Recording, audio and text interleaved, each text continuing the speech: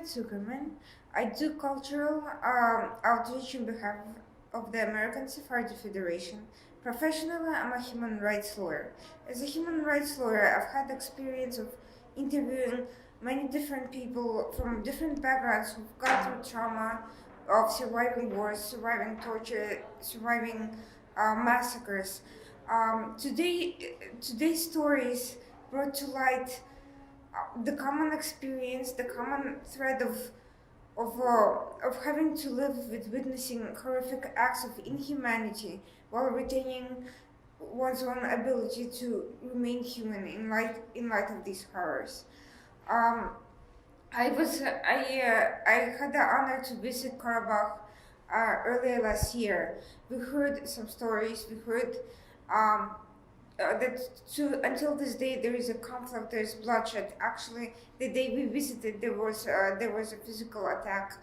But hearing the story from Anara in particular brought to light the background of the conflict, the fact that it didn't start yesterday, it didn't start today. It's been going on for many years, and a whole generation of people has lived through a series of horribly traumatic, dehumanizing events, and their stories are not being heard, they're not being told. I'm hoping that events like this one will bring to light unknown conflicts, will bring to light the fact that trauma, dehumanization, and attacks on civilians continue to this day, and they'll help people around the world connect to each other. They'll help them connect to the survivors.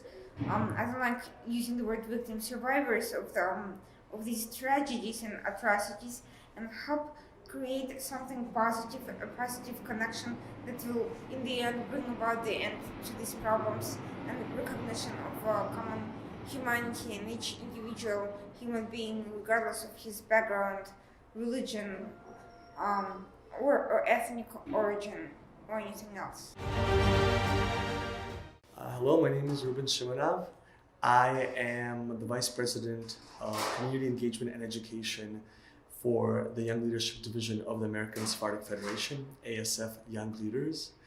And tonight's event gave me a lot to think about, a lot to reflect upon, and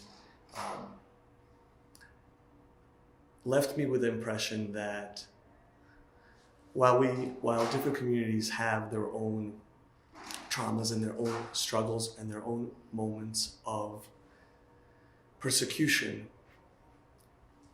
these moments and reflecting on them can also show the common humanity and the common linkages that connect us all. I think in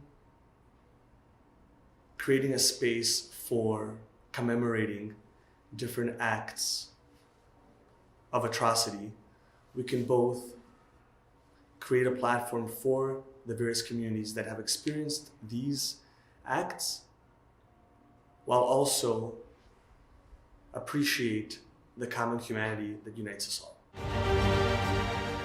Hello, my name is Richard Sassoon. I'm an Iraqi Jew, and I'm affiliated with the Young Leaders of the American Sefardlar Federation. My history is actually very connected in some ways to the narratives that we heard today, and it really touched me on an emotional level to hear the stories of how, as young men, both Aner and Flex suffered the genocides that they went through, because it reminds me very much of my great uncle, who was a survivor of the Farhud.